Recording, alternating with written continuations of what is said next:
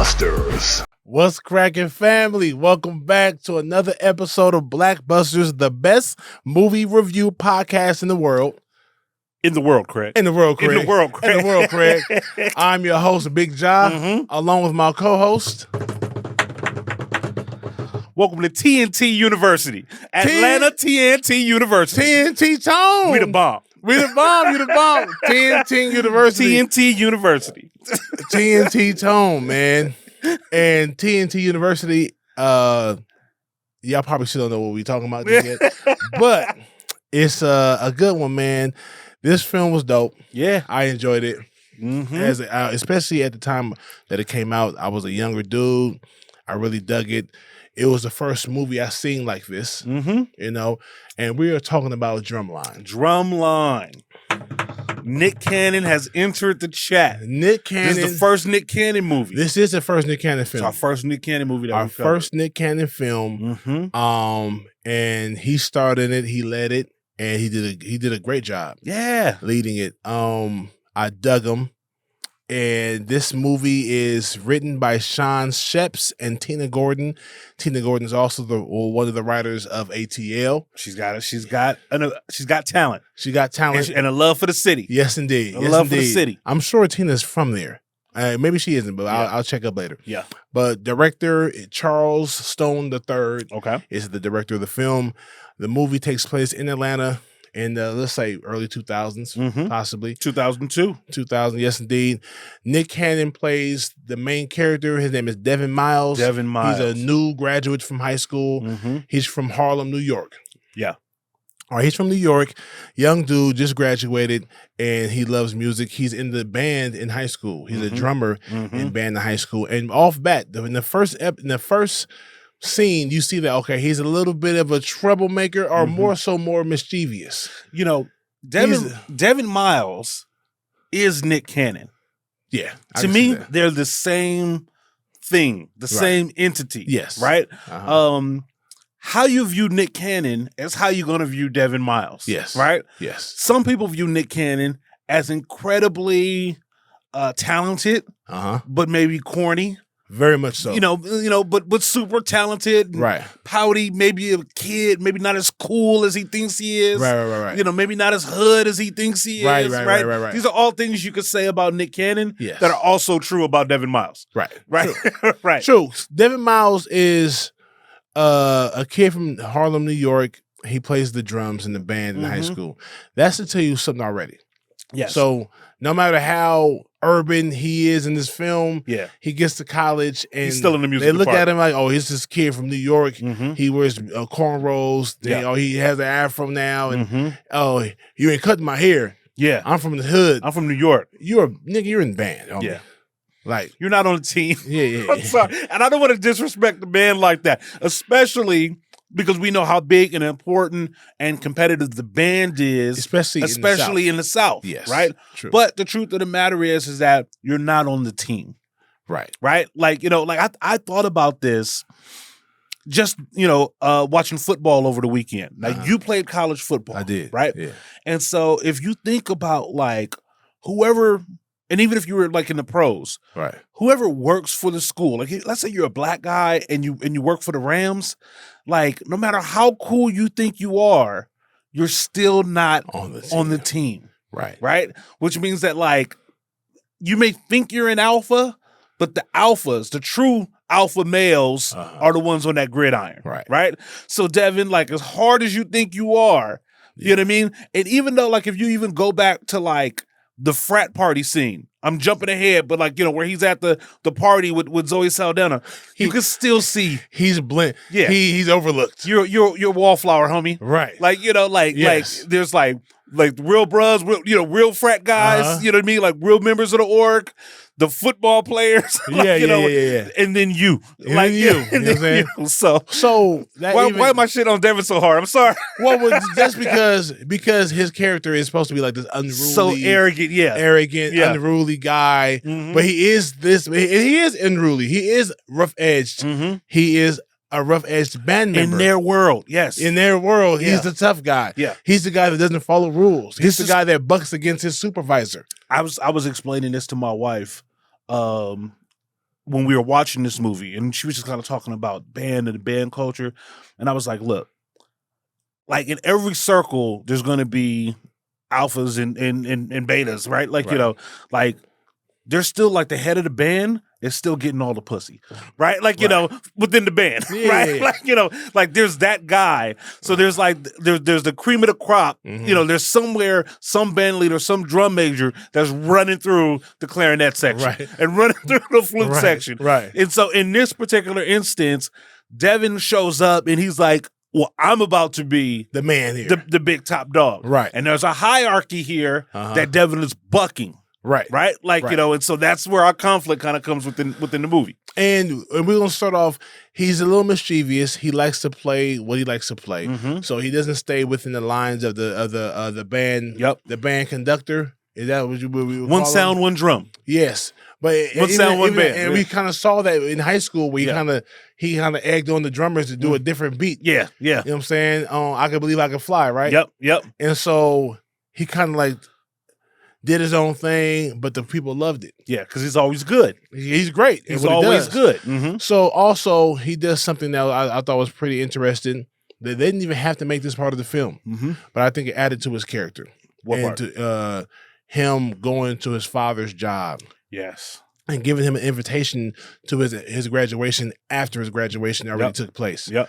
And he told him, like, it let us know in that one scene what the situation was. We know automatically, oh, this guy, his father, he knows where his father lives. His father is close enough to take a train to, a city train to, like a local train to, and his dad hasn't been in his life. Yep. And he let him know, bro, I'm here. I graduated without you. I've never been to jail. I don't have a gang of kids running around. I'm a good person. I did it all without you. Right. That was a strong scene for me. Yeah. It also foreshadows the issues he's going to have with male authority moving forward. Right. It's a real good, like I'm on my own. Right. That basically kind of like established that Devin Miles's perspective is, you know, I'm all about me. Right. I'm getting mine and I'm the only person I can count on. Exactly. And so and we saw that all through the film. Yeah. He struggled with that, but that scene was very important to me. Great scene. I think that set the tone for the film. And it set the tone for why he's so angry. Yes. And why he's so resentful of what? We don't know. We kind of see male authority, just being told what to do. Because, you know, So, and he doesn't understand that just because you can't disrespect someone because you better than him. Right. There's still a respect that you have to give the conductor, the supervisor, the boss. He doesn't believe in the boss. Yeah. I'm better than the boss, so I should be able to say what I say and do what I want. That's not the case, bro. Devin comes across as a spoiled brat. Yeah. That, you know what I mean? That his mama been spoiling him, maybe overcompensating for the fact that she's not with his daddy. Yes. So he's just always been rewarded up until this point. Never even took the time to learn how to read music. Never had to. Yeah. So in that instance, he's kind of like the equivalent of a high school blue chip athlete. Right. Which is like, I don't need to learn the playbook. Right. I'm fast. Just throw me the ball. Yeah. Right. Like I don't need just I'm gonna get open. Throw me the ball. I don't need to know the audibles. You know what I mean? Like just give me the ball and get out the way. Right. That's his perspective as a drummer. Or the basketball player that doesn't know the plays. He's scoring 45. He's just gonna break down in isolation. Yeah. Exactly. We don't need to run no plays. Right. I'm a crossover and pull up. I'm a James Harden. I'm a just every game. Yeah. And you're gonna let me do it. Right. Because I'm that good. The best. Yeah. He gets to Atlanta A&T, this new school. He got recruited there from the band director, Dr. Lee. Dr. Lee. Orlando Jones murdered that character. For him to play, I was introduced to Orlando Jones on Mad TV as the silly, quirky, just all over the place. It's all comedy. Yeah. To see him playing the straight man was dope. He's an incredible actor. And once again, I don't see him enough. He's an incredible actor. You know what I'm saying? There's a I believe everything about that character. There's a series, I don't know if it was on Amazon, where they're like gods on the planet, like gods on Earth. It's got like a lot of mythology, and he plays like a man. I gotta check that out. He's so good. Yeah, he's dope. He's so and Dr. Lee is intense. Dr. Lee is focused. Dr. Lee is disciplined. Yeah. You believe he's human too. 100%. Yeah. Yes. And he's fair. Very. I rocked with him, man. Very. He doesn't pull favorites. Mm-hmm. He points blame where blame is due. You know what I'm saying? The way he plays that character makes the whole thing that they're trying to teach about this movie, right? Like, because he's so solid, it makes Devin's transition and everybody else's transition that much believable. Mm-hmm. That like, this is Dr. Lee, right? You know, and I love the fact that he's flawed. Like that he like hit him with a little bit of Flight of the Bumblebee. Yeah, that bullshit. He's in. Hey, real quick, I'm gonna say this. I'm gonna break it down. And I'm gonna say this statement first. Yeah, I love this film for the fact that it took regular characters that weren't the main characters, and they showed us a character arc and a few other characters that you wouldn't expect to. Yes, they took the time, because I think all the three most important men in this project, in this film, was Devin and the drum section leader, Shawn Taylor, and Dr. Lee. Those three men, in their own way, had to be humbled. Yes. And swallow their pride. Yes, and we're gonna break it down in a minute. Yep. But so let me say, he gets to AT&T. Atlanta AT&T. Atlanta A&T. Atlanta A&T. And they just like how you get to college. Your freshman year, you looking for the honeys, the yams. He saw what he liked off top. Yep.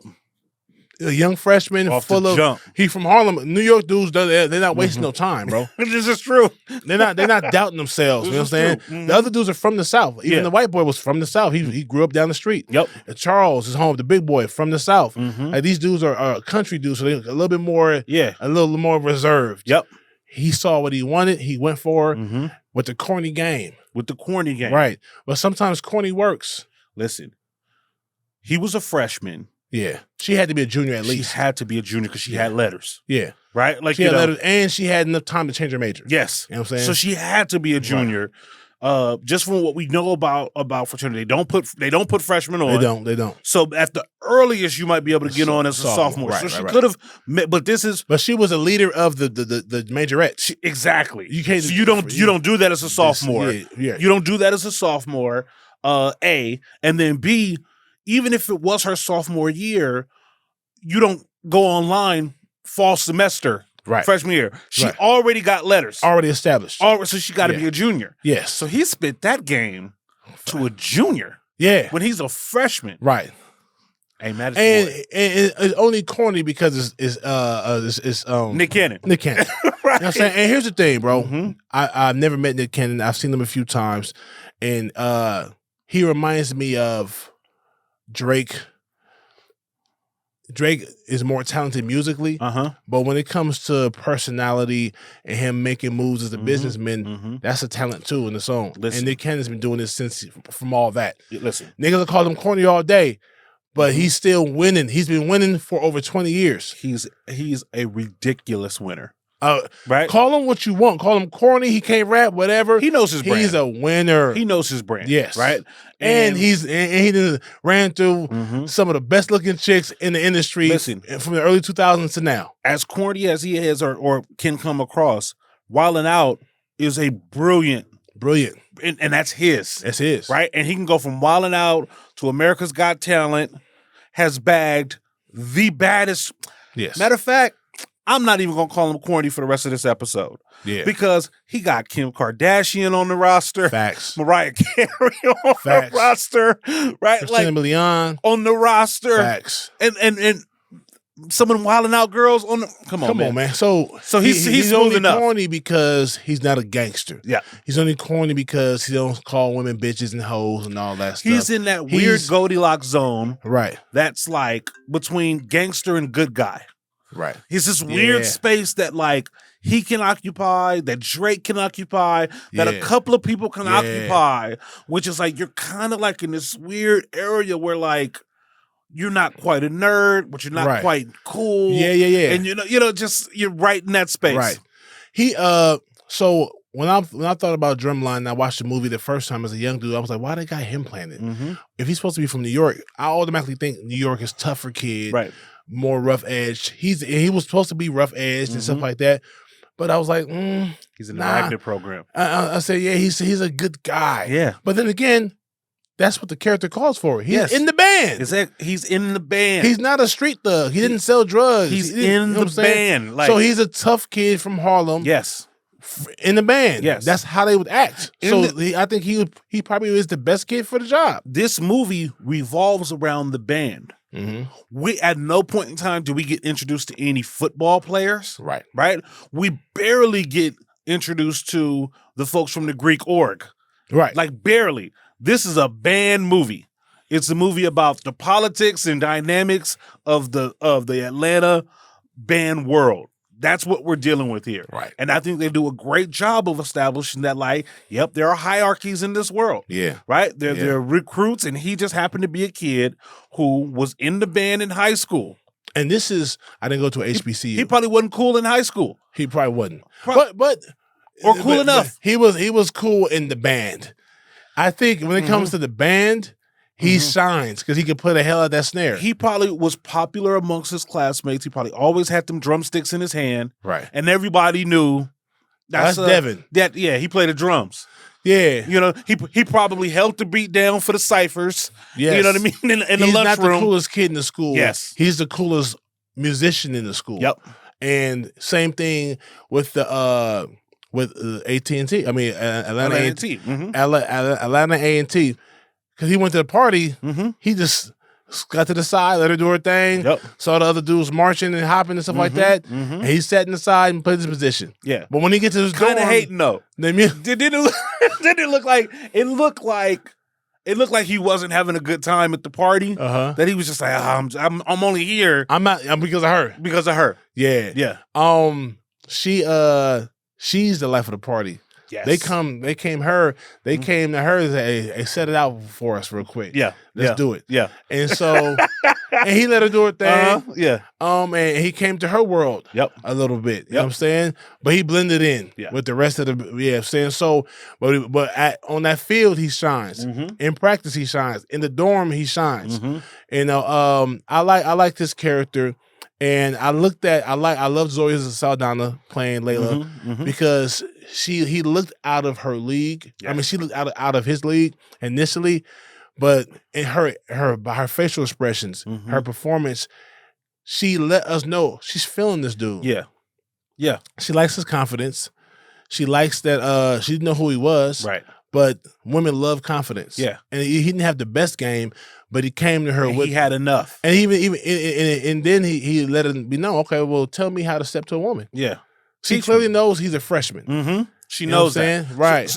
And so it's almost kind of like, I can't even believe you really trying to holler. Right. Like you really think you got a shot. But I think to that end, like, he has his charms. Right. And remember when she said he met her at the library or whatever, and she says, he said, I didn't even know I'd be coming to college until Dr. Lee recruited me. And she looked at him with admiration, like, it's just that easy for you. Yeah.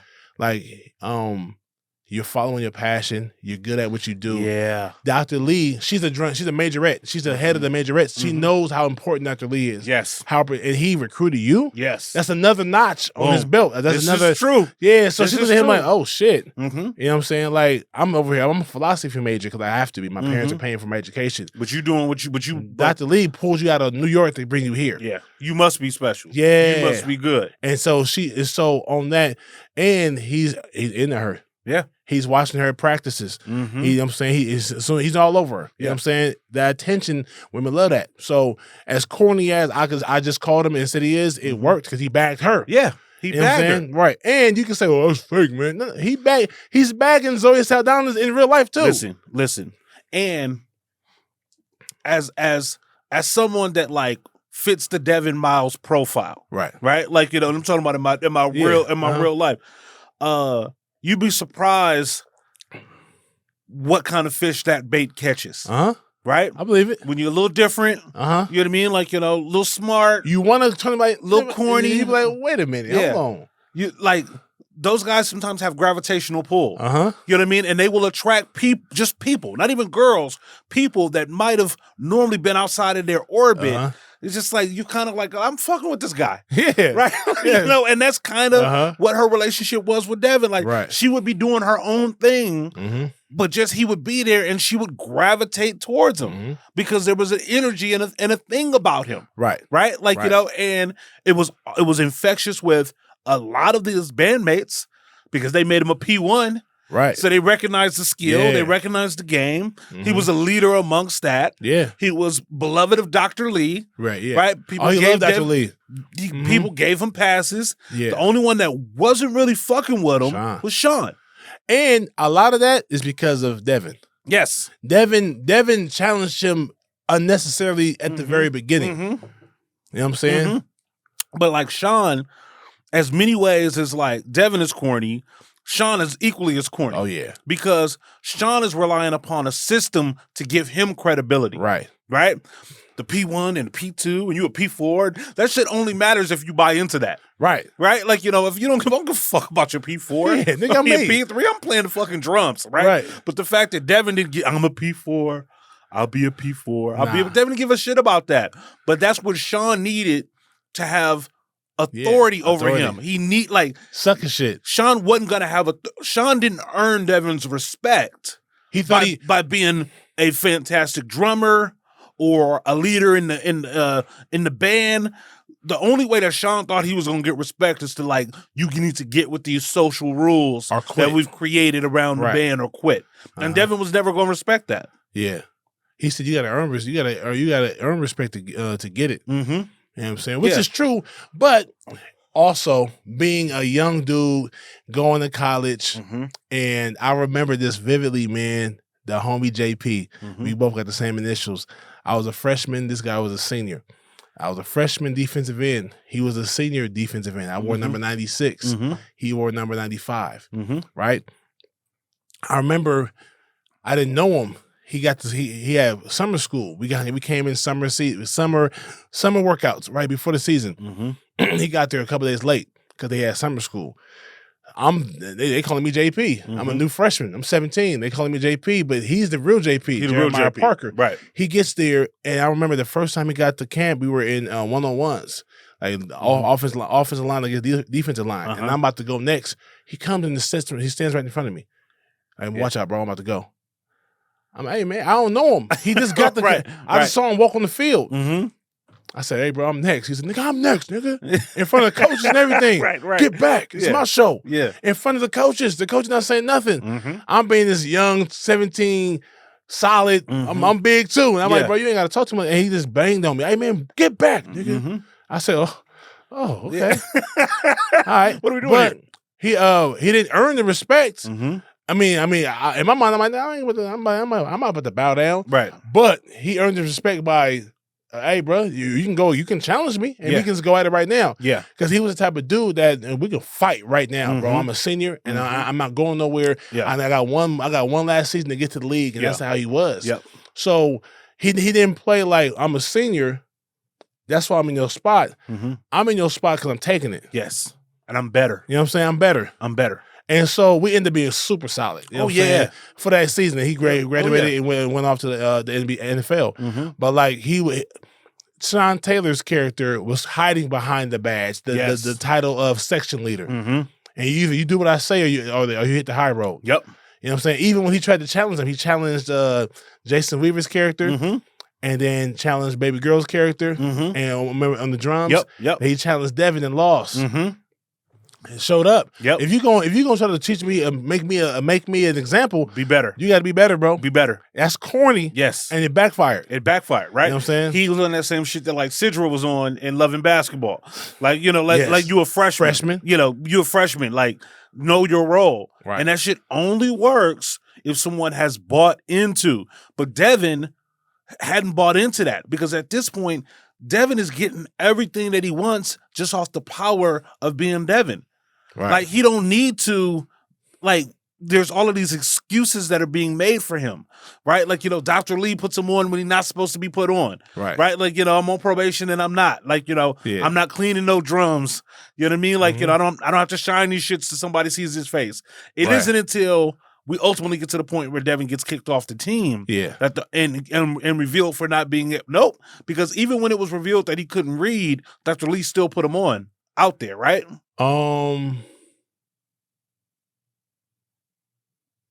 Wait. No. The first situation was he couldn't read music, so he left. He walked out. Yes. And then he says, you can't even decide to you can't even take you don't even have enough respect to learn the craft. You don't deserve to be here. Yes. And then Dr. Lee feels the pressure because the donors are going to be there, right? And the athletic director they say, bro, if we don't have another game like last week, there won't be another program next year. I want my boy on the field. I don't care if he can read or not. Right. I think that's what homie said. Yeah. Dr. Lee acquiesces, puts Devin on the field, and then we have the fight. Right. Which ultimately gets Devin kicked off completely. Right. Which is crazy because the nigga then the guy punched him. Yeah. But I guess him drumming on his drum. That's like protocol. Yeah. That's like, that's like you know, it's almost kind of like when you hit out of bounds, right? When the play is over, you know what I mean? But you take the cheap shot. It's almost kind of like you breached protocol, right? And homie's one of the most hated niggas in black cinema. The chubby fat guy with the hat, the fight on him. Yeah, the hat, the strap right here, the strap. sweaty fat nigga. Come on, come on. You know, yeah. But that's hilarious. Yeah, when Devin rat-a-tat-tatted on his, yeah, he got socked. Yeah, bro. This movie was dope in its own right. Yeah. I feel like Devin Mouse's character. There was a few things that threw me off. Like, okay, why? No. Before I get to that, I'm sorry. Before I get to that, let me just break down the other characters. The white boy that was there. Yeah. Like I like the fact that every week you could challenge another a higher bandmate to his spot. Right. Before the meet, before the game. And his roommate challenged him. Yeah. You know what I'm saying? Damn. That's cold. But at the same time, man, I know your weaknesses. Is what it is. Yeah. Is what it is. Personal. Yeah. I'm fixing to get my spot back. I'm fixing to get my spot back. Yeah. The Drumline is solid, man. It's a good film. If it's a feel-good film, I see that him and Zoe's character, Layla, got together. They did their thing. And there was a scene where she was like, he was like, you need to follow your dream, follow your heart. Yeah. And she's like, it's not that easy. My parents are paying for my education. They don't think all of that works. It all works. And that's very relatable, too. Was she foul when after the homecoming brawl, she did not introduce Devin to her parents? Yeah. You think she was foul for that? Of course. Yeah. Here's the thing. She might have not. She said she panicked. She apologized, so she was foul. Yeah. If she didn't apologize, she could be like, bro, you was tripping. Yeah. Hey, all right, I was competitive, right? But the kid hit me, and we started fighting. Yeah. In her mind, I don't want to bring this hoodlum to my father. The guy that broke the fight, that started the fight. She said, all my father was saying, boy, this hoodlum dude incited the fight. Yeah. I didn't want him to see that this hoodlum dude was my boyfriend. Was my boyfriend. I actually, sometimes I think about it like, I low-key did you a favor. True. If you ever wanted to be, if you want to be my girl and take it to the next level, it's got shades of ATL, right? Which is like, my people can't believe that you're a thug. So this is probably not the best time for them to meet you. Let 2 or 3 weeks go by and you do something great. Man, I want to talk to somebody from Atlanta. You know, maybe when we do another one of this, because this seems to be a consistent theme in Atlanta. Right? Because Atlanta is like the Hollywood or the LA of the South. Right. So if you're from Tennessee, you from Mississippi, you from Alabama, those are cool places to be. Yeah. But if you from Atlanta, you from LA. Right. You know what I'm saying? You from Miami. Because New York. A lot of these movies, ATL, even Drumline, deal with this theme of wealthy black people and their daughters and who their daughters choosing to be with. Even Stomp the Yard. Stomp the Yard. Same thing. You see this theme over and over again wealthy black people, wealthy black dads, daughter, and we gotta keep our daughter away from the trap boy. certain types of guys. And I'm just like, is that what, like, I wonder if this is an example of like art imitating life, right? Like, you know, where it's like, or no, like this is how it is. Like this is these guys and they princesses, these guys that have come and made their money and bought the big houses are very protective of their daughters, and their daughters are very aware of what their fathers want from them. And that's why I said she was foul. I agree with what you said. I'm layered with this situation because she probably did do him a favor. Hey, bro, this was the time. Yeah, you got in trouble. You got a black eye, my nigga. You got in trouble. You got kicked off the team. Right. Black eye. This might not have been the best. Oh, you ashamed of me? No, I'm not ashamed of you, but I think I still care for you. Yeah, it was just a fight to me, but to my father, you might be the kid that's a troublemaker. This is not the best time to meet him. You know what I'm saying? I'm not ashamed of you. I just know my father. I'm always on thin ice as it pertains to boys anyway. Yeah, let alone, yeah. Right. Like but he was too immature to see that. Yes. You know what I'm saying? And she didn't do the best job of explaining herself either. You know, you can't just show up into him after the line. You know what I mean? Yeah, like, cut in the line, Yeah, you know, you see me now? Yeah. You know, and he was he gonna let Devin Miles play you off like that, baby girl. Like this nigga was on your jock. Right. He was yeah. That's what well, fuck you then. All right, nigga. Fine. You know how many niggas is on my jock right now? Fuck out of here, little drummer boy. Yeah. When it's all said and done, man. This nigga played he in the band, bro. Right. Don't let Devin Miles front on you. Devin Miles? Nigga? You an upperclassman. The fuck? Yeah. Devin?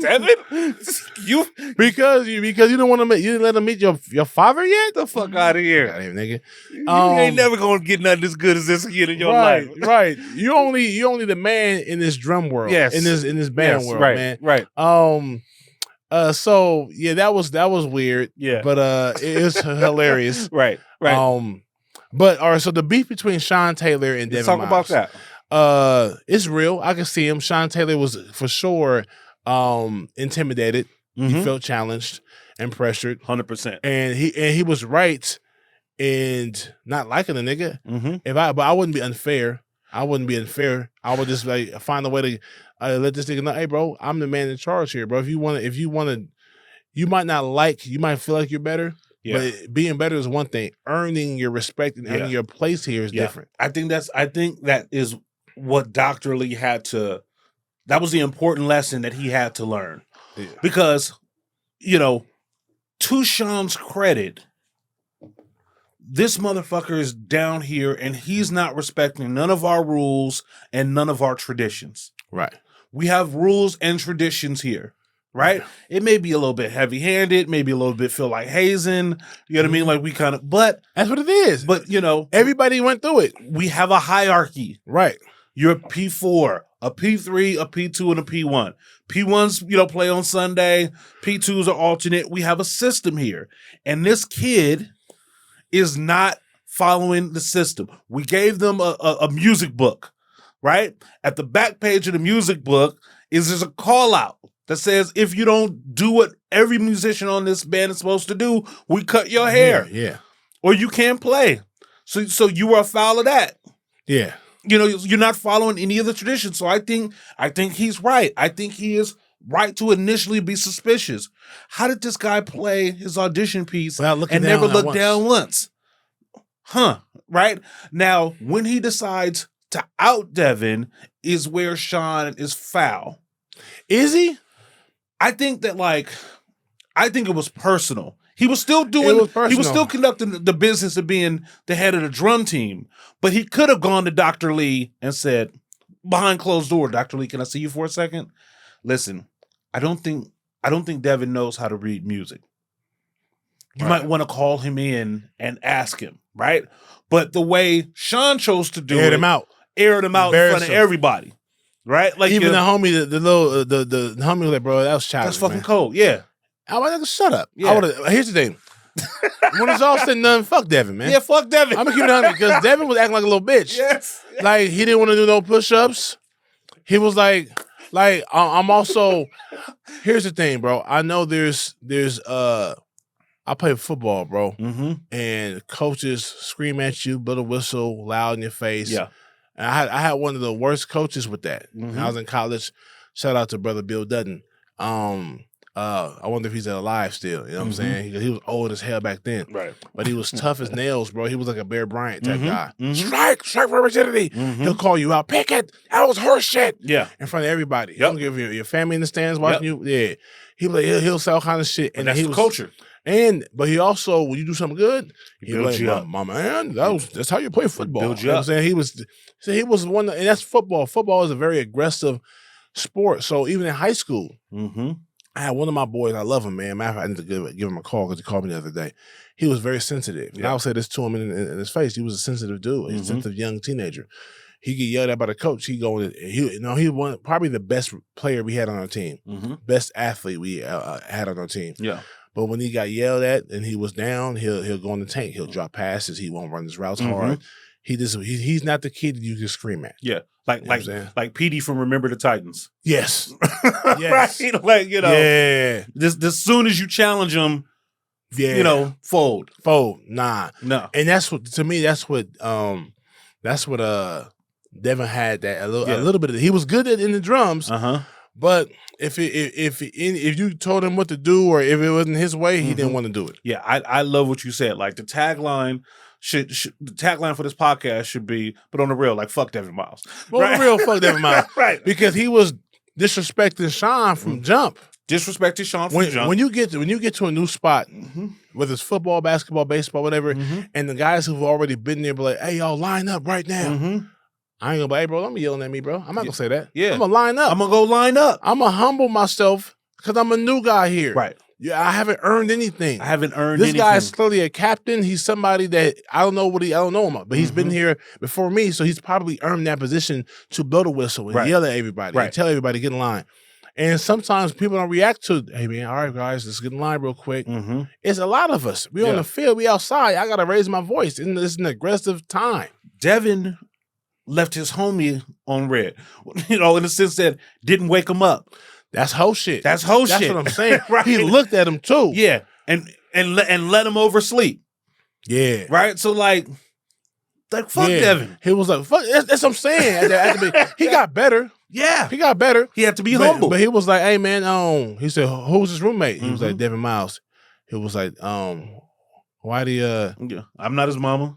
Yeah, come on, man. Yeah. I said, yeah, man, but I mean, you ain't his brother either, but you guys, you're his roommate. So and he's on the same band as you. Y'all came on the plane. Y'all came on the same bus together. Yeah. At least unless you didn't know that there's consequences for being late, but you're a grown man. You're a 18-year-old man, young man. You know that there's consequences for not being on time. Right. So why would you leave him on stuck? Oh, he's not your son? Yeah. Devin at the beginning of the movie, up until he gets kicked off the team, thinks he's hot shit. Like he really thinks like that the universe revolves around him. And up until that point, damn near everybody does fall in orbit. Right? Like, when Dr. Lee lets him play when he's not supposed to. Like, even Shawn was like, this is bullshit. The fuck? Yeah. And Devin calls him out. You know what I mean? Like, go ahead and wash them drums. Wash them drums. Clean them drums. And he deserved that too, though. Even though because of what he was doing. Yeah. You know what I'm saying? Because now you foul Shawn. Yeah. Right? Like you had an opportunity to have integrity, Dr. Lee style integrity. But no, you played it foul. This dude, you what, 20, 21? This dude 18. You got this kid. This kid got you all in your feelings. Yeah, I know. Yeah, well, especially if you know that he is better, and he's saying it, you gotta, hey, bro, you know what? I want to slap shot this dude, right? Yeah. But here's the thing: I can't do that. I'm a leader, right? I gotta swallow my pride. Yeah, this guy's talking shit and he's backing it up. That's what I'm saying. I was like, hey, bro, check this out, man. I know, I realized something in your audition, man. You can't read music. Yeah. Now, what you gonna tell Dr. Lee? No, I'm not gonna do that, bro. But I need you to work on your attitude, bro. Yeah. You know what I'm saying? You need to respect me, bro.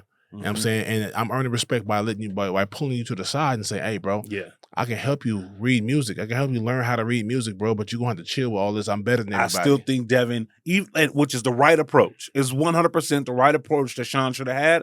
But I think Devin is still gonna buck that. Like Devin had to hit rock bottom. Yeah, he had to be off the team. I'm a petty nigga. Yeah. I would have done that. Yeah, I'm a petty nigga. I would have said, "Hey, yo, coach, Dr. Lee, let Devin do it." Yeah, bitch ass nigga. I'm petty, bro. I'm layered too. I'm a very great actor, man. You got the scene really well. You got the character really well. I love that he did that. Yeah, I thought Shawn was a buster. Yeah, because of how he acted, kind of like that. But that scene, I'm okay with. Yeah, he really. You think you that dope? And here's the thing: you can read music. I mean, you can play better than I can. Yeah, I understand that. But here's the thing: one thing that I don't respect about you is that you're lazy. Yeah, you're a talented nigga, but you probably could be so much better if you could read music, because then you can compose music. Yeah, you can compose. You could music. do more. You can do more. You could do you're more. Underachieving. But you're in your comfort zone, like a kid. But you're only good at. You only like doing what you're good at. Because Shawn thinks he knows.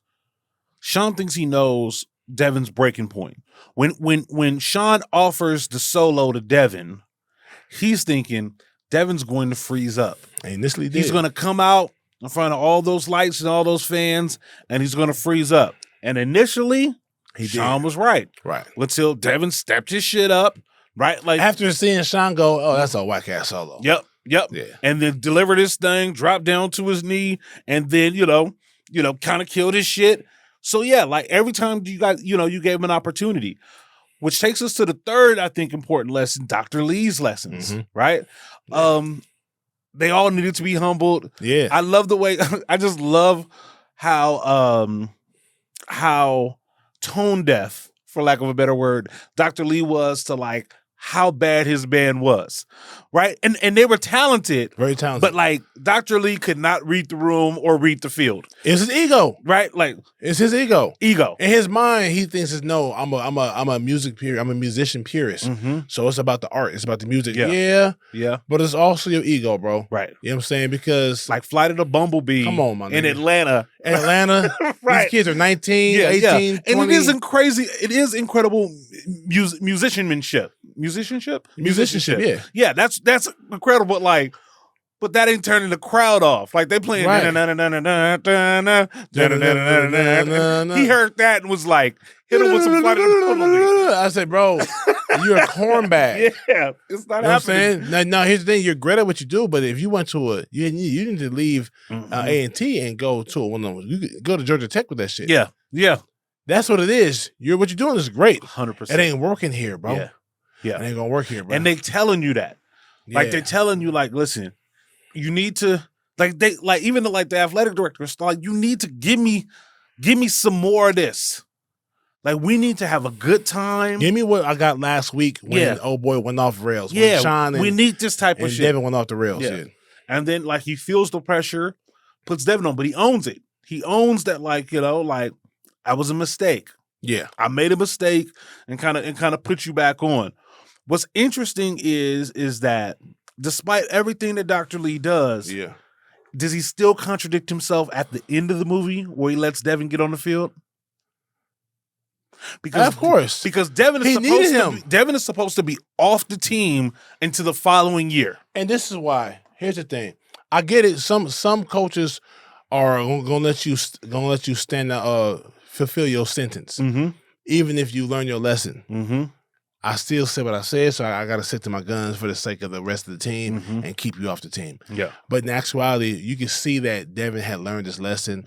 His biggest issue was himself. Yeah. He worked on He had himself. become a member of the team. Yeah. He was helping Shawn. Helping everybody. Humbled himself to the core. I saw that. It don't take me another summer. Yeah, we don't have to wait all summer. Come on, man. Yeah, so you learned your lesson.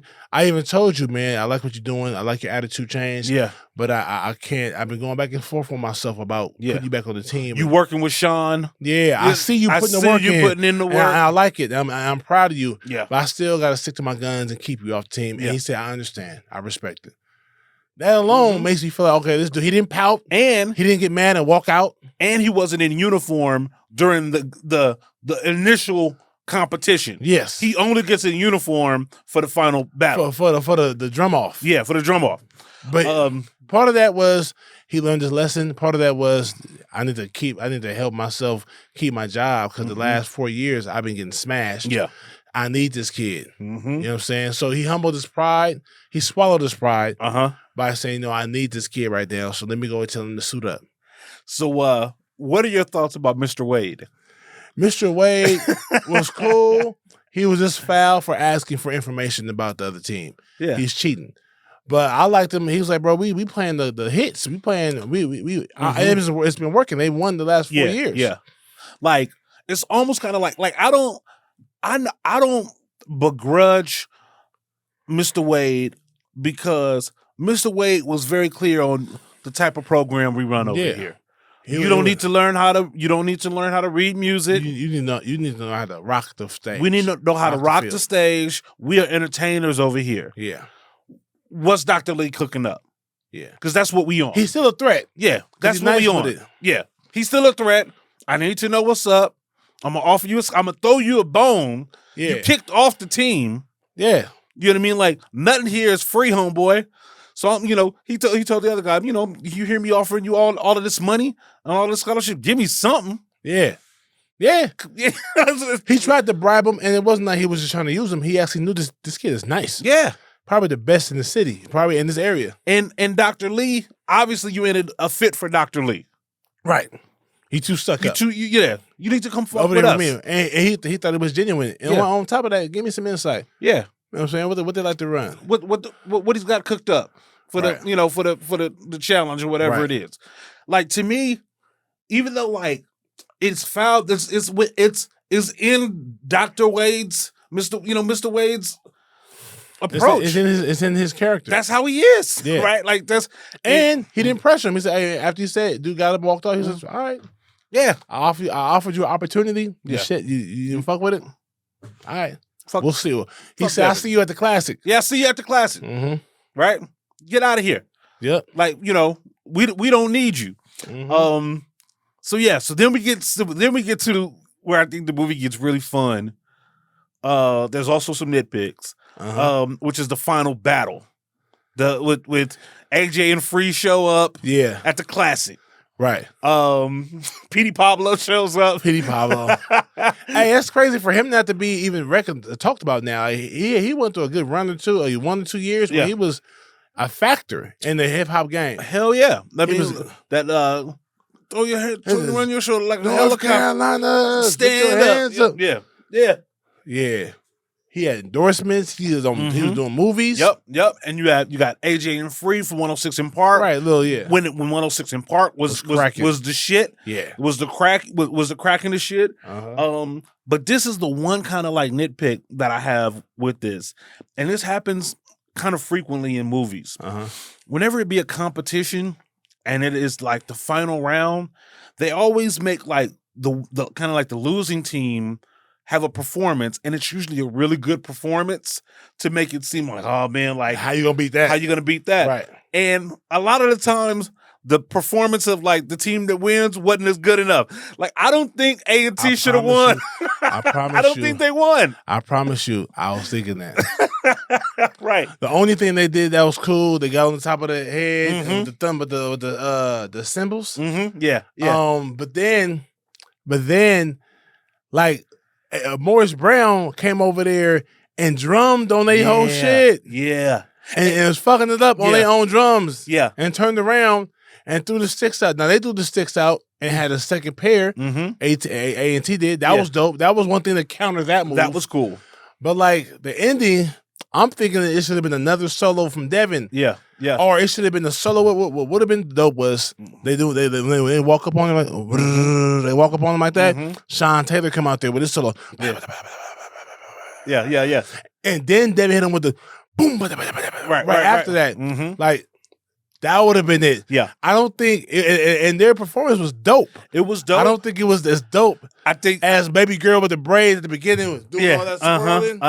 I said, yeah. I thought Morris Brown won, because especially at the end where they raised the stick, like they're going to hit the drum and then just like drop it, like that mean nothing to me, right? Like that was not. I don't think that was the shit moment already. Right. I don't think it was the oh shit moment, and it's happened a lot. Like in 8 Mile. I thought Eminem lost to Lotto in the second round, right? Like, but he has to win. Yeah, he has to win. But like, because they have to make that last. But I think Lotto rips him. I think I thought Lotto ripped him. Same with like Stomp the Yard, right? Like I feel like the winning routine ain't as good as because they have to make that one so good, right? And so in this particular instance, I don't think A&T won the final battle. Hilarious. I think Morris Brown. Does that even make the movie then? Uh-huh. The movie ain't made. The movie ain't right if that's the case. That's what I'm saying. Like, that's hilarious. In this sense, like we know that A&T has to win, but whoever choreographed the routines did a better job with Morris Brown. With the Morris Brown team to beat. Right. And thought that they had done a better job with A&T, but on screen, when we look at it, to me, Morris Brown looks better. I would love to know what they think in the comments on who they think won. Who do y'all think won that last battle, the last round of the battle, Morris Brown or Atlanta A&T? Yeah. Because I promise you, I was watching it the other night and I was like, Morris Brown kind of ill. I get it when they snuck up. I get with it in A&T's last round. They kind of snuck around and brought the big drums up, and they started doing. Here's what I bet. They started doing other shit. That was cool too, but I don't think it was enough. I bet that like if you're from the drum world, right? Like you're a drummer or you're on a drum line, I bet Atlanta A&T's routine was technically superior, right? From a logistics standpoint, the way they dropping the you know what I mean? Like, yeah, like somebody looking at that, it's like technically this shit is so fucking dope. And so they're probably like, clearly A&T wins. Right. But for a layman, for just a regular, guy sitting in the stands, swag, I was like, look like Morris Brown is getting them. Right. It's getting them, right? Like, you done seen like two people dance battle, and it might be like, yeah, this person is doing the more technically superior moves. Like this motherfucker's, dropping down and popping up and doing all sort of stuff. But this motherfucker's active. Right. Like he's like, he done thrown the nay into his shit, right? And it's like, yeah, I know you got all the move flats and all of that. Right. But this nigga nay. Freestyling. He's nay-naying. This nigga nay. Your technicalities can't get past his nay. Yeah, like whatever you're doing. That's hilarious. This nigga nay. So it's almost kind of like Morris Brown. You got a nay to counteract his nay? That's what I'm saying. No. It'd be like, and so from a purist standpoint, like it goes back to like battle MCs. And it'd be like battle MCs, they'd be like, man, this guy just like connected like 3 different rhymes, lyrical, miracle. But this nigga said, fuck your mama, right? Like, right. And everybody like cries laughing. So it's like, what do you want? The technical shit or the swag? And Morris Brown, to me, had the swag and enough to like beat Atlanta A&T. Yes. For superiority. Right.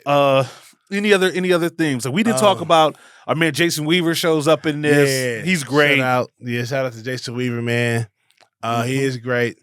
I holla. Fucking the burgers up. Fucking the burger. Turning down the panties. Yeah, nigga. turning down the panties. Dang. She was interesting. She was. Yeah. And I like that. That's another part of Black HBCU life that they threw in there. Yeah, that was dope. They had the little frat stuff in there, the sorority stuff in there. They had the band fraternity, which he was a part of. That was cool to see him, dip off and do that. I can do that. I can do that. Yep. Yes, I can do that. I can do that. Right. Yeah. It was dope. And then it was kind of corny how he just. They bum rushed the probate, and he was like, hey, he just walked off. That was a little fake. Listen, I know enough about Black Greek life that you ain't just about to just show up at the ceremony, right? Like not if it's not public. Usually probates be public, and that's if that's what that was. You pop up, and they weren't even done. And they was crossing like that night. He was crossing for the first time. That's there's only so much you can say. I know about discretion, but but that part is not public. Right. Right? Because that gets to the heart That's of the org. ceremony. That's the ceremony of the org. That's not the probate. Yeah, you can't just show up, you know what I mean? Like, you know. Yeah. Nah. Like, you're not even allowed to leave like that, man. Yeah. You're earnest. Yeah, exactly. I'm popping out the bushes. They about to kick me offline, fucking with y'all, nigga. You done brought niggas over here? Yes. You're done. You're done. No discretion. Yeah, no discretion. No discretion. Okay. Want to do some MVP? Are there any other things that we need to talk about with this movie? We talked about all the main characters. How he never ended up meeting the parents. That's crazy to me. Yep. His father, I wish that's a whole nother movie possibly, or just another 15 minutes of, but his father mailed him those cassettes, old and new artists that he knows that he would probably like. Yeah. That didn't have to happen. Yeah. He didn't even have to have that came out of nowhere. Yeah. Like his dad was mentioned twice in the film. Yeah. You know what I'm saying? Yeah. So we didn't need the element of the dad. Right. I liked it though. I wish, because they had it in the beginning, I wish they would have had more of it. Like, I wish it would have meant more. You know what would have been cold? If his father, who was it, Ray Miles? Yeah. I think that was his name. Yeah. Was friends back in the day with Dr. Lee. Ooh. And that's how he either got back on the team, or that's how he got things serious. That's a really cold. You know what I'm saying? Yeah. Like, maybe the father was like, damn. bro. Yeah. Then Drumline gets really serious. Because, like, what if. Right. Yeah. Because I dropped out of college. Dr. Lee, his name is Billy. Billy Lee? Yeah. Oh yeah, he was my old roommate. Yeah. I dropped out of college to go join the band. I got hooked on drugs. Was ashamed of myself. I did 5 years in prison or 8. Yeah. And I just couldn't face myself. Still not a good excuse of why you're a deadbeat dad. Yeah. But that's a lot of niggas' reasons. You know what I'm saying? They're not man enough to come try to right their wrongs. I mean, that's you know me, as a writer, nigga, I'm putting that in there. Like, you know how like Bel Air is a more serious version of the Fresh Prince of Bel Air. Yeah. Like, if we were to do like the Drumline, that would have been it. That would have been it, right? Yeah. Where like, and that's why Billy, not only is he that nice, but Dr. Lee purposely recruits him because I know your dad. Yeah. You know what I'm saying? We fell out years ago, but out of respect for him. I know your dad. Another interesting wrinkle could have been if, the dad comes down to hand deliver the cassettes. Right. To find that Devin isn't on the team anymore. Right. And the dad says, yeah, the same thing happened to me. Right? Like, I couldn't read music either. Or I couldn't be disciplined. Right? Like, like I was you remind me of myself. You remind me of myself. Stubborn. Son, don't trick it off. Yeah. Right? You don't want to end up like me. Like me. All this music. With a son hating his father. Exactly. All of this music inside you, and you work in the ticket booth, because you couldn't learn how to. At Union Station, right? Boom. That would have been hard. Yeah. Woo! Drumline, the sequel. Drumline, yeah. That'd have been good. But and this is why I dig the movie, because it gave me, it makes me do shit like that. Yeah. Like, I love the aspect of the father in there, but they could have done without it if he was never going to emerge again. Yeah. Yeah. You know what I'm saying? The tapes is not enough for me to be like, oh, that's why they had the father in there at the beginning. Right. Nah. Right. I think that, like, I don't believe that that Layla and Devin start dating seriously again. You don't? They have the little reconciliation, and she gives him the little, like, the silly goofy look. But I almost think that, like, after that summer, she's a senior, and I think she's going to move on from Devin. Yeah. Enjoy college. Yeah. I'm about to go off to grad school. I'm doing music now. Like, their shit, it felt like the tryst was over.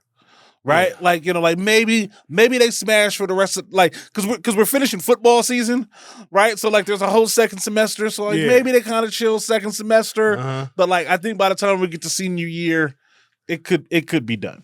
Yeah. I don't know. Yeah. Because, like you said, you called out, Devin still never met the fam. Right. And, why'd you take her back? Right. Yeah. I mean, I know why. I mean, I get it why he took her back. For the same reason he was trying to holler to begin with. Right? He liked her. But he liked her. So, and I don't know. I don't know if I gave a damn enough if I thought the chick didn't want me to meet her dad. Yeah, I'm like, all right. I don't give a fuck. Yeah. Real niggas, come on, man. Yeah. I'm out. I don't want to meet your daddy anyway. College, yeah. I'm not trying to marry you anyhow. I'm not trying to I'm meet trying to your slide daddy into the yams, anyway. man. I don't care. I don't care whether you told him or not. And realistically, you're a college freshman and Yeah. you're dating the upperclassman that's bad as hell. Yes. That's good enough. Yeah. It's almost like to make the He still connection. ain't slid in yet. He got into his feelings the same way T.I. got into Yeah, his. Right? what's up with the Atlanta niggas, man? Stay Nah. focused on the draws. Yeah, bro. Stay focused on the draws. You could have homie. got them draws that night. Man, I'm Come so on, man. fucking mad. Them niggas, man. You know what I mean? Like, you should, here, you got any ice? Like, go Right. over to the dorm room.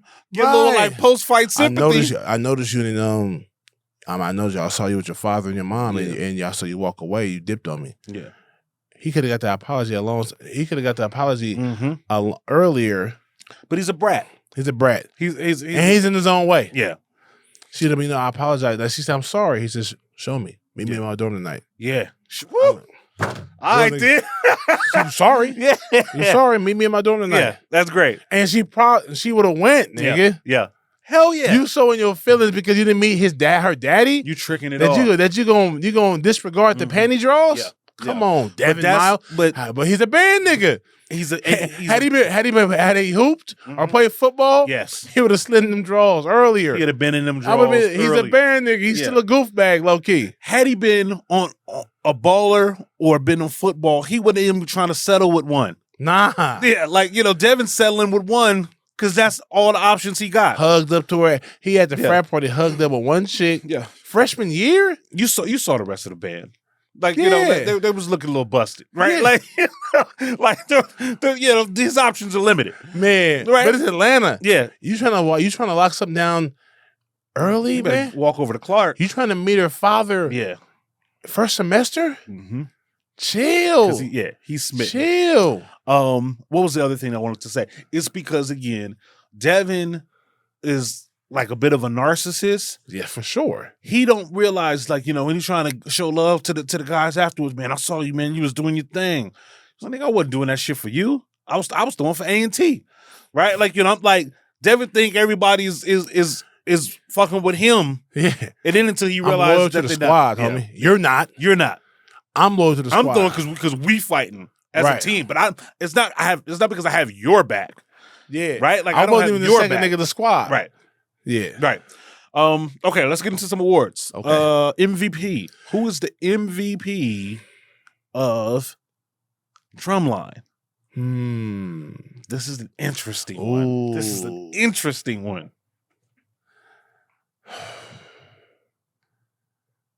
The MVP of Drumline. Yeah.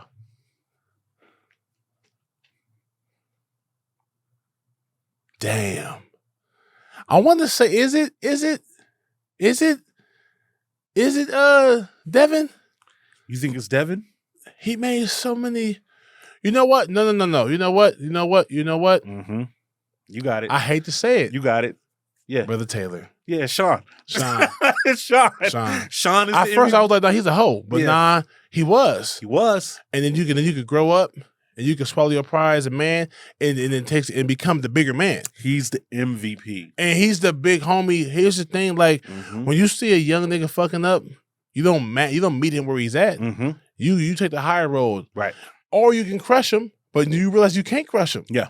So now you can't better you. He is better than you. Like he said, man, I'm better than you. I'm better than you, man. You can't see me. He said, yes, all right. Yeah, you the best. You're the Devin. best. You the best. All right. But you're gonna be you're the best Without the band. without the band, bro. Yeah. Right. So who you better than now? Who you better than? Does that matter? Right. If Shawn he learns his lessons, but everything that matters in this movie, Shawn is at the key of. Right. You know what I mean? Like, damn, when he looks at the tape, I'm gonna have to keep some of this shit for myself. Right. I'm just playing with you. Yeah. Man. But I'm gonna help you with this. Yeah. Right? And then in terms of the cadence, for the classic, he comes into Dr. Lee with Devin and goes like, listen, I did the arrangements and such. The kid did all the sticking. All the sticking. Yeah. Yeah. But like, so he comes up with the final, with the cadences And that's how you lead. for the classic. Yeah. That's how you lead. And sometimes the leader isn't the best guy. Yes. The leader is the leader. Shawn makes Devin's redemption possible. It's through Shawn. Mhm. Dr. Lee is not putting him back on. Right. Right? Dr. Lee is not fucking with him. It's only until Shawn intercedes and vouches for Devin. But he finally, even though Devin didn't initially deserve it, but he finally poured in. Yes. When you see a guy that's the best on the squad, even better than you, but you're in the leadership position, you got to know how to lead by putting someone in front of you, possibly. Yeah. You know what I'm saying? Case in point, since we're talking about Atlanta, I'm gonna bring up Atlanta's probably the biggest conglomerate in Atlanta as far as hip hop. Okay. Would be the Dungeon Family. The Dungeon Family. Right? Or Organized Noise. Yep. You know what I'm saying? They had Big Gip, they had Cujo, they had CeeLo, they had Goody Mob, they had Cool Breeze, they had Sleepy Brown, who's one of the producers, and they had Outkast, the youngest niggas in the crew. Yep. Right? They decided to put them out first. 100%. They were like, these young niggas, the St. Lunatics, decided to put Nelly out first. Yep. You know what I'm saying? Yep. When you that's humbling. You want to be the forefront a lot of the time, but sometimes, you know what? We might be more successful letting these young monsters go first. Letting them go. Let them blow. Pause. And let them glow up and all that shit. And for the greater of the whole squad. And we can all eat forever. And that's what he saw. He put his pride aside, and Shawn Taylor was like, bro, this dude's been giving me a hard time since he got here. Yeah. He's been showing me up, embarrassing me too. But he don't know no better. Right. He thinks it's a competition. And I used to think so too, but now I no longer think that. It's not a competition. Now I need to strengthen the team. It's about the band. Yep. He's the best member of this band. Let me try to pour into him my wisdom and my my experience and make this whole team, this whole section better. Yeah. Dr. Lee had to remind Shawn of that. Yeah. He had to he had to remind him of it. But ultimately, Shawn had to accept it and do it. Yeah. Right? And that's why he's my MVP. Yeah, Shawn Taylor. That is, that's a crazy wrinkle. And that's a crazy wrinkle, That's bro. a crazy wrinkle. Yes. Who's the LVP of Drumline? LVP of Drumline is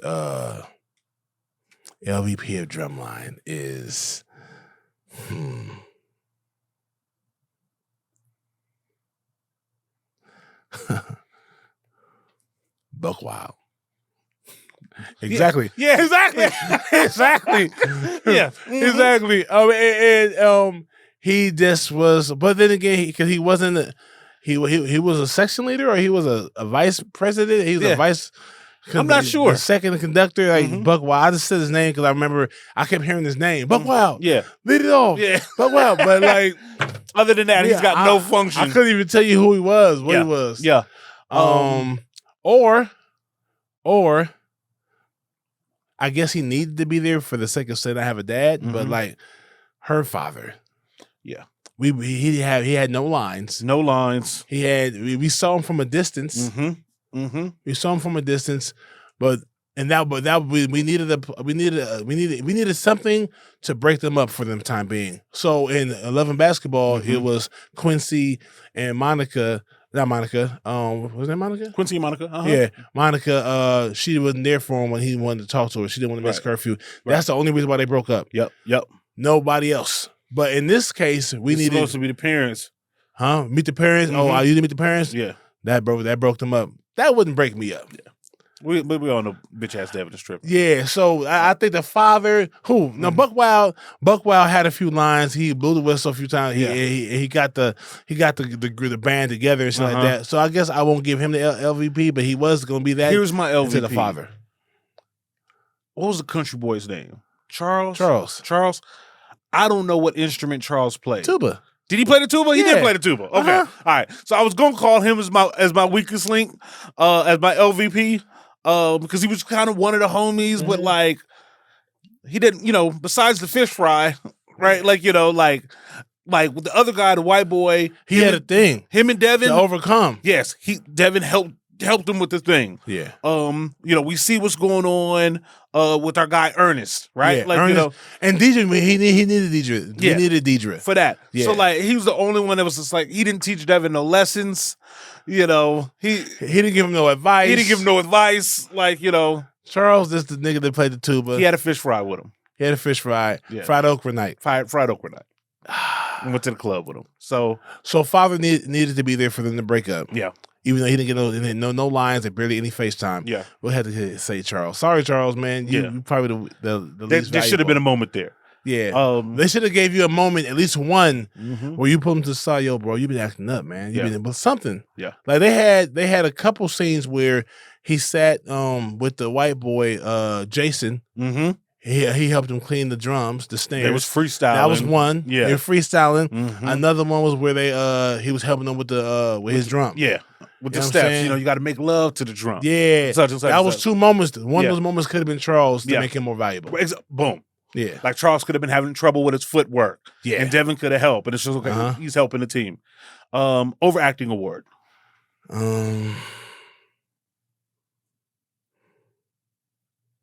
Overacting? Mm-hmm. For me, it's Nick Cannon. Oh, okay, when? It's always Nick Cannon. Like, because his pouty face be real pouty face. Exactly. Like everything, he's so... He always leaning. Yeah, leaning and, I get it. Dr. Lee, he trying to kick me off the team. Why y'all having a meeting without me? Right? Like, just... I didn't think it was that bad. It didn't distract me that much. But it's almost kind of like if you already feel like Nick Cannon is cheesy, it's just like it's just the extra nacho cheese. Oh, right? Okay. Why y'all having to like like that then? He sound like a little boy. Exactly. Like like his pout is almost boyish to somebody that's supposed to be a college freshman. Yeah. Like you really sound like a 7-year-old right now, complaining to Dr. Lee about the team calling a meeting without him. Right? Like, just like you little and who we just did ATL not too long ago, right? Yeah, yeah. Who when they got disappointed by the woman in their life that they like, who acted more like a sucker? Rashad Swan or Devin Miles? Devin Miles. Because Rashad, I'm thinking, did he overreact because he found out that his girlfriend was rich and she didn't tell him? Is that's kind of whack to be mad at? Yeah. But Devin didn't get to meet her father, and that's why he. Yeah. You left me hanging. Yeah. You went to meet her dad that bad? Yeah. Like, and then who's more? If you're gonna diss the girl when you're breaking her up, I'd much rather diss mine like T.I. did his. Snatch the chain off her neck. You know, tell her it don't mean shit. Like, you won't never mean shit to me. Versus like Devin with the smooth, like, oh, that's how it feels to be, ignored. Let me show you. Right? Like, oh, you sucker. Here, Devin. Bro, you ain't even hit the draws yet, bro. Yet, man. You can't be that mad. Swallow your pride. Here's the thing, bro. I'm gonna keep it 100. When you in college and you young and stupid and only out for the draws a lot of the time. Most young boys, freshmen in college, is trying to get to college and not wife something. They're trying to slice something. You know what I'm saying? You ain't get to slice yet. Yeah. You ain't get to slide in yet, nothing like that. Right. You can't be too mad yet, nigga. You ain't got the draws yet. You ain't got the draws. After you get the draws, then you can go, oh, you a little funny with me? Okay, cool. I'm out. So, how does Drumline play out if Devin Miles is fresh? If Devin Miles is fresh, Devin Miles is playing by fresh. How does for one, if Layla gives him a chance, she a pedophile. Yeah. Yeah, he's not hitting Layla. Right. But he can get attention, and Layla's going to help him read music. Yeah. She's gonna help him learn how to read music. He's gonna find a way to learn music in a week. Yeah. Well, it takes people 2 years to learn, or it's 6 months to a year to learn music. He's gonna learn in a week because he's that sharp. Fresh is going to set it up so that Dr. Lee gets promoted, Mr. Wade gets fired. Layla, he helps Layla convince her parents to let her become a dance major because she has a whole plan of becoming a choreographer, and she's gonna go on tour with Janet Jackson. Not Janet Jackson. On the tour with Beyonce. Shawn gets kicked off the team, and homeboy with the hat gets murdered. That's how fresh. Whoa, that's how fresh runs the nigga that socks fresh. Yes. That's how it works. Okay, let's get into fists. Let's get into fists. Fresh. Man. That's my nigga. So, on a scale of 5 black fists to 1 black fist, how do you rate Drumline? Drumline to me is a feel good film. I love the drum offs. I love the fact that I love the creativity that they made an action film with the choreography, with no sports. Yeah, exactly. No basketball, no baseball, no football. It's a drum.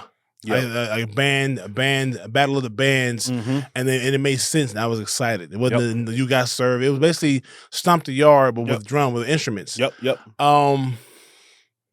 I loved her character. I loved Layla's character.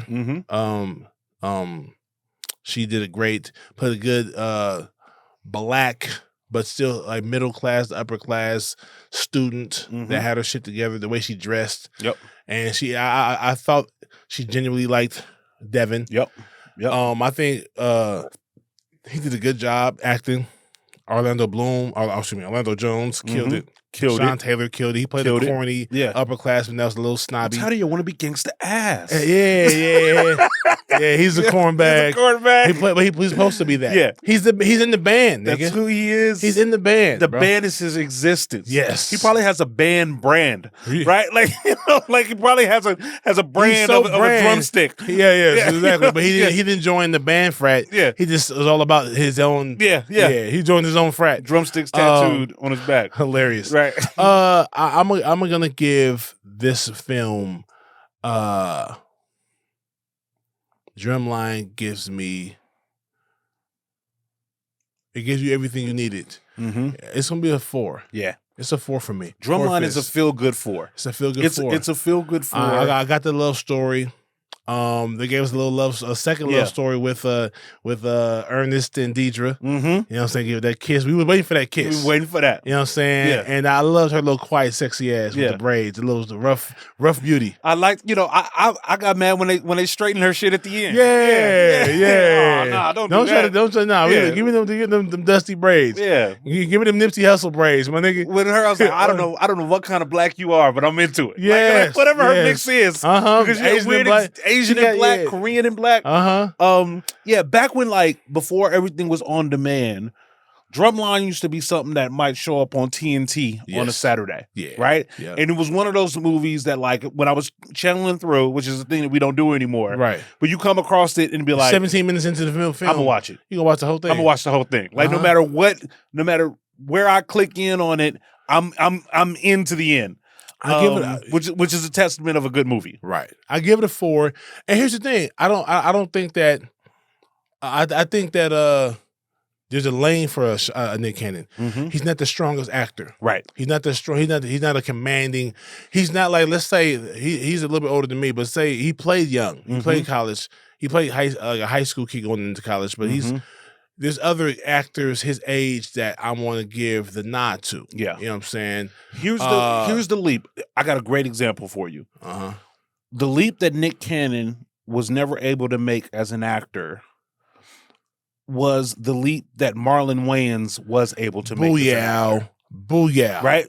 Booyah. That's the comparison. Yes. Marlon was able to make he's the leap. a young Marlon Wayans, and Requiem for a Dream let me know that Marlon can go. Marlon can really act. I saw him play Goofy, and he also did a great job in Mo Money. He did a great job in Above the Rim. Above the Rim, right? Yeah. So Marlon has real G.I. Joe. Yeah. Marlon has real acting chops, and I think it's gonna if they give him the Richard Pryor biopic. Like right now, the Richard Pryor biopic is floating around, and Mike Epps has auditioned, and Marlon has auditioned. But I look at Marlon, even though he's goofy and has been goofy and it's always kind of silly, but he's got good acting chops. Yeah, he did decent in Bel Air. Nick never made that jump. Yeah. Nick never made that jump. He always played he also has a little kid look still. Yeah. Even in his early 40s, he still has a youthful look. That's a good testament to his youthful looking self. But yeah, I loved him in Drumline though. I think he played the band tough kid good. Yeah. So the movie is not like it's a must see. It's a feel good 4. Yeah, go ahead and watch it for sure. It's great. It's in there. Put it. It's in your. It's in there. It's in that. it's in there with the black classics, and then you got these good feel good fours over here. These perfect fours. Because you know how often you gonna see a Drumline a band movie? You may not ever see it again. Yeah, right. And Drumline was good enough. Like I said, it's not like as much as I love it, it's just still kind of like it has a overcoat, a thin overcoat of corn. Yeah, like ATL is a better movie than Drumline. Yeah. And I know they're different movies, kind of covering different themes, right? But better. Like this is what I thought. Teddy graduated and got his life together, and then went to AT&T, Atlanta A&T. From makes a lot of sense. He was very much multiverse. Yeah, multiverse. You know what I'm saying? Yeah, right. But I think Drumline is man. It's a feel good four. It's a great popcorn four. Not every movie that we love can be a 5. Right? True. But it is not a 3. It's not a 3. It's not a 2. You know what I'm saying? It's definitely not a 2. Yeah. The acting is good. It's great, and the choreography is good, and the story is fun, and the love story is there because the corny does get the bougie black girl. She's not the hood black girl. Boom. That hood black girl is probably not gonna go for the corny hood. The corny hood because he's a corny hood. Yeah, a corny hood black kid is gonna get the corny the bougie black chick. And this is how I think this is gonna work itself out. Eventually, we'll get Stomp the Yard on the list. Oh yeah, for sure. But I'm willing to bet I'm gonna give Stomp the Yard a 3. Right? Ooh. Because I don't think the Stomp the Yard is as good as Drumline, and I don't think Drumline is as good as ATL. Right? Ooh. So that's so you gonna pre-score? I mean, like I'm gonna rewatch it. I know Stomp the Yard pretty well. But I do know that I don't think that Stomp the Yard is as good as Drumline. I have to rewatch it. It's been years since I've seen it. Let's do that soon then. Let's do it soon. We'll be doing Stomp the Yard soon, and we're gonna compare it to Drumline. Yeah. All right. I mean, they're so we'll have Drumline. They're not different movies. They're not different movies. You know what I'm saying? The biggest difference is the stepping and it's just band versus band. But yeah, I have to, because neither one of these movies are as good as ATL. Facts. For sure. But Drumline makes me feel better than Stomp the Yard. Okay, I hear it because I can't wait. We're gonna do this. We're gonna do this very soon. Even like when I wasn't doing the podcast, I would occasionally go to YouTube and search the final drum battle from Drumline. I think I've never gone and being like, let me see the final Stomp the Yard battle. You know what I mean? Again. And I think I know why. We'll talk about it. All right, cool. Perfect. We'll talk about that next. Drumline gets a feel good 4 from me. Feel good 4 from Tone. Feel good 4 from Brother Tone. And that's our show, man. Yeah. What you guys give it? You know what I'm saying? I can't wait to hear the feedback and read the comments. What do you guys think? Catch us next time, man. This is Stomp the Yard. I'm so sorry. Excuse me. This is Drumline with Big Ja. And then we're taking freshmen at Atlanta A&T University. Yeah, TNT Tone. Yeah, Atlanta A&T. We'll catch y'all next time on BlackBusters. And that's it, man. We'll catch y'all next time. Love life, man. Be good or be good at it. Pew to the max.